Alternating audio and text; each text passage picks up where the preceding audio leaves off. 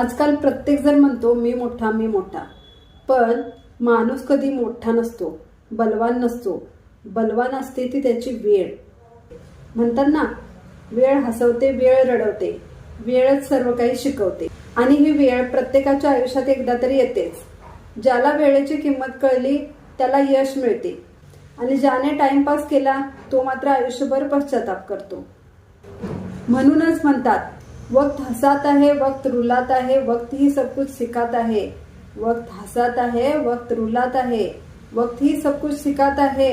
जो वक्त की कीमत समझेगा वही मंजिल पाएगा, और जिसने खो दिया वक्त वो जिंदगी भर पछताएगा.